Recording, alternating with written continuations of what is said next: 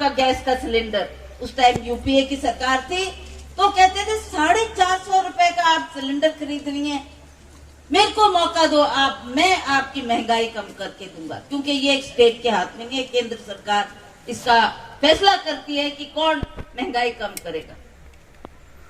लोगों ने सोचा इससे बेहतर और क्या, हमारी महंगाई कम हो जाएगी, तो शायद हम इनको एक मौका देते हैं। और उनको आपने एक दिन नहीं, दो मर्तबा आपने उनको प्रधानमंत्री चुन लिया।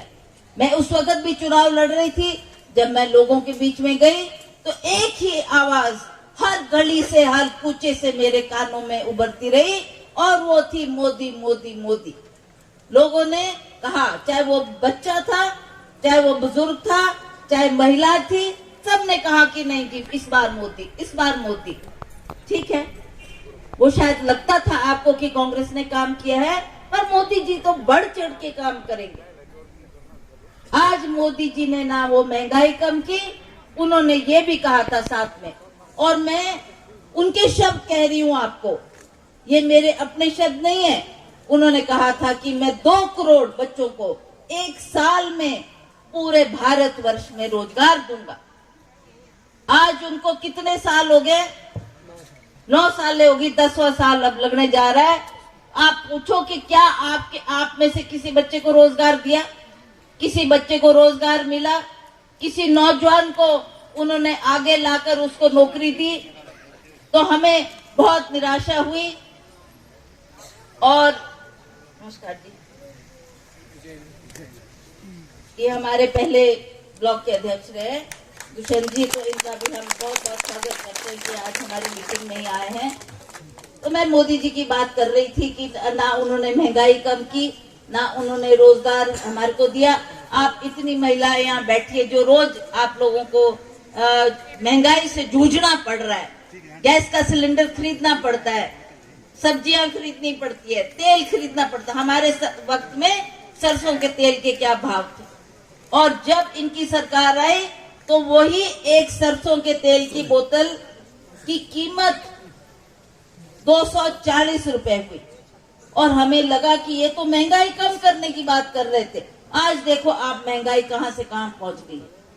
तो ये उनके वायदे थे, और मुझे बहुत अफसोस है कि इस तरीके की बात उन्होंने की।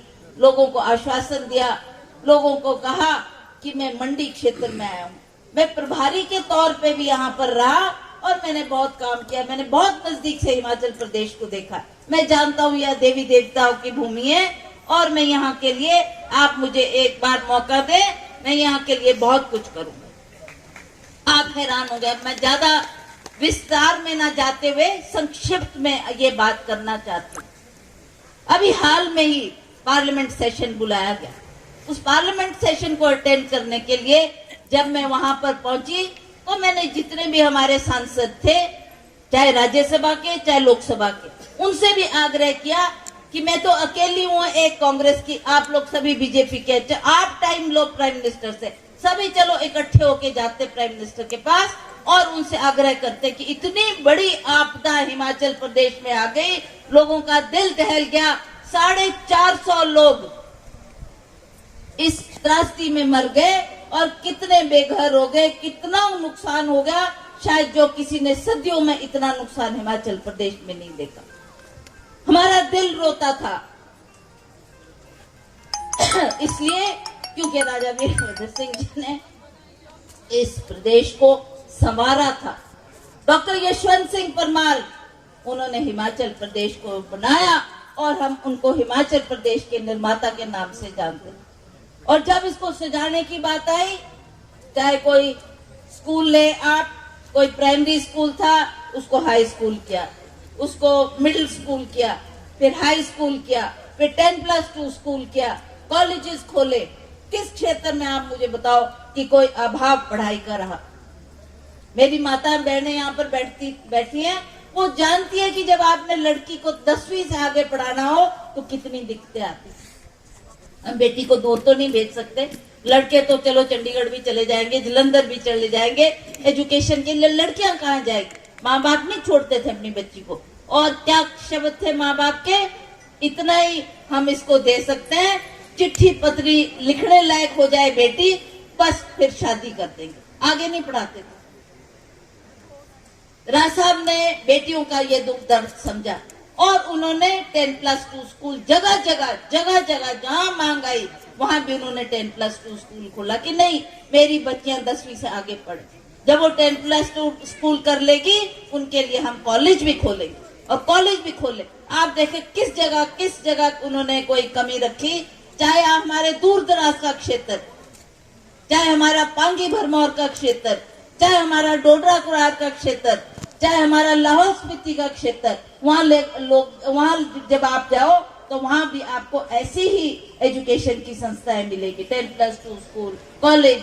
तो इसलिए पढ़ा है कि हमारे बच्चे आगे पढ़े लिखे, घर की रोटी खाकर वो शिक्षा ग्रहण करे, ये उनका उद्देश्य था। जिस व्यक्ति ने, और वो ये भी बोलते थे, जिसने हिमाचल प्रदेश को आगे ले जाने की सोची, उनके स्वप्नों में आज कितना पानी फिर गया। चाहे वो शिक्षा की बात ले, चाहे स्वास्थ्य सुविधाएं की बात ले, चाहे सड़कों की बात ले, चाहे हिमाचल प्रदेश का जो नक्शा बन गया था, जो हमें गर्व होता था कि अब हमारा पहाड़ी प्रदेश पिछड़ा हुआ नहीं कहा जाएगा। हम बहुत आगे पहुंच गए, हमने बहुत तरक्की और उन्नति कर ली है। तो ये तो रही ये बात। बस दूसरी बात मैं जो आपसे कहना चाहती हूँ, दूसरी बात ये है कि हमारे हिमाचल प्रदेश में जो बहुत बड़ी त्रासदी है, और जब मैंने उन सभी एमपी से कहा कि आप चलो, तो कोई भी मेरे साथ नहीं आया। मैंने बोला कोई बात नहीं, मैं अकेली चली जाऊंगी। पार्लियामेंट चला हुआ था, प्राइम मिनिस्टर बैठे थे अंदर, मैं उनके पास गई और मैंने उनसे कहा कि प्रधानमंत्री जी, मैं हिमाचल प्रदेश की सांसद हूँ और आपसे आग्रह करने आई हूँ, विनती करने आई हूँ कि आप जिसको आप अपना दूसरा घर बोलते हैं, उसकी आप मदद करें। वो हिमाचल प्रदेश जो आज त्राही कर रहा है, जो आज रो रहा है, उनके कितने लोग जिन्होंने अपनी जान गंवाई, और आज इतनी बड़ी त्रासदी शायद हमने सदियों में नहीं कभी देखी। हिमाचल प्रदेश में इतना नुकसान हो गया, हम नहीं इसकी भरपाई कर सकते। पहले ही हिमाचल प्रदेश 77,000 करोड़ के कर्जे में दबा हुआ है। वो कर्जा भी अभी देना है, विकास भी करना है, उन्नति भी करनी है, तरक्की भी करनी है, सरकार को भी चलाना है। पर मैं आभार व्यक्त करती हूँ माननीय सुखविंदर सिंह सुक्खू जी का, हमारे मुख्यमंत्री, जिन्होंने अपनी तरफ से, जब उन्होंने देखा कि प्रधानमंत्री तो कुछ नहीं दे रहे, तो उन्होंने जो 4,500 करोड़ दिया है पैसा, जिससे इस त्रासदी का हमने सामना किया। हम उनके आभारी है कि आपने और जगह कटौती बेशक की होगी, पर जिनके ऊपर ये दुख पड़ा, जिनके घर चले गए, जिनकी भूमि चली गई, जिनके लोग चले गए, उनके लिए आप खड़े हुए। और आपने कल कैबिनेट की मीटिंग थी शिमला में, उसमें आपने ये 450 करोड़ मंजूर करवाया और वो 4,500 करोड़ मंजूर करवाया, और उस धनराशि को आपने उन परिवारों को दिया जो इस बाढ़ से प्रभावित हुए हैं। तो उसके लिए हम माननीय मुख्यमंत्री जी का बहुत बहुत आभार और धन्यवाद करते हैं। अब मैं आपसे बात करूंगी कि हमारी जो कांग्रेस पार्टी, वैसे तो आपने बहुत कुछ सुन लिया, प्रवक्ताओं ने बहुत कुछ बोल दिया, मैं वो बातें दोबारा नहीं बोलना चाहती।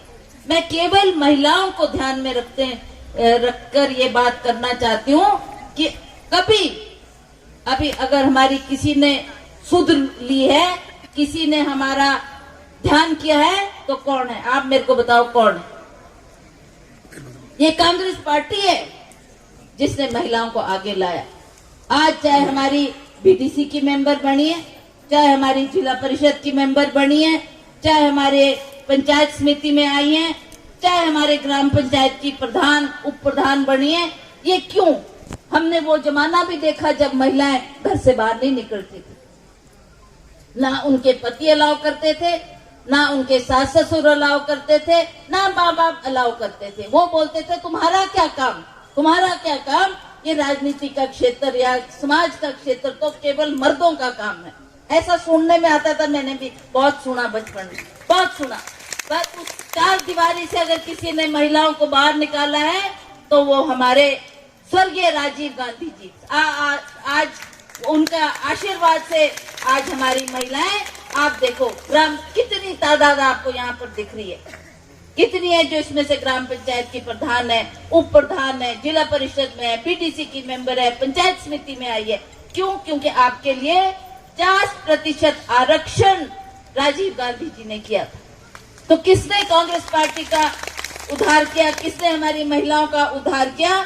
ये वो कांग्रेस पार्टी है जिसने महिलाओं को आगे लाकर उस पंक्ति में खड़ा किया। इलेक्शन आने वाला 24 का, पहले तो ठग लिया, पहले तो बोला नौकरियां देंगे, वो नहीं दी, महंगाई कम करेंगे, वो नहीं दी, विकास करेंगे, वो नहीं किया, भ्रष्टाचार खत्म करेंगे, वो नहीं किया।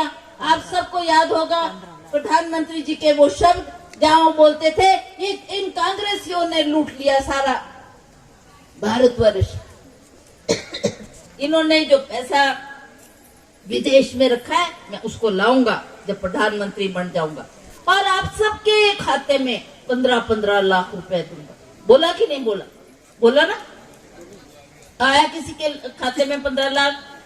तो ये सारी ठगने की बातें हैं। अब वो पैसे से भी ठग लिया, महंगाई कम करने पे भी ठग लिया, नौकरी देने पे भी ठग लिया। अब और क्या बात रही उनको करने की? तो अब क्या बोलते हैं? अब बोलते हैं कि मैं महिलाओं का आरक्षण बिल लेकर आ रहा हूँ। उस आरक्षण बिल के लिए तो किसने प्रयास किया? वो श्रीमती सोनिया गांधी जी थी जिन्होंने इसके लिए बहुत प्रयास किया, पर ये दुर्भाग्य से पास नहीं हो सका। लोकसभा में पास हुआ पर राज्यसभा में अटक गया। पर वो चाहती थी कि हम महिलाओं के लिए आरक्षण करें। ये इनकी सोच नहीं है। ये आ गया चुनाव, अब क्या हम बात लेकर जाएं, तो आप बोलते हैं कि हम महिलाओं के लिए आरक्षण लेकर आएंगे। ये एकदम इम्प्लीमेंट नहीं होगा। ये तो मेरे को लगता है 10 साल, 5 साल, 10 साल, 15 साल भी लग सकते हैं। 15 साल तक कोई महिलाओं का ये आरक्षण का बिल अभी पास होने वाला नहीं है। ये तो एक उन्होंने शगुफा छोड़ दिया है महिलाओं के लिए कि महिलाएं खुश हो जाएगी कि वो हमारा बिल आ गया, बिल आ गया। कोई बिल नहीं है, ना आपको कोई फायदा मिलना है। फायदा किया है तो वो कांग्रेस की सरकारों ने, राजीव गांधी जी ने, जिनकी वजह से आप इतने ऊपर घर से बाहर निकलकर आप इतने पदों पे पहुंची हैं। तो हम कांग्रेस को याद रखेगी कि आपने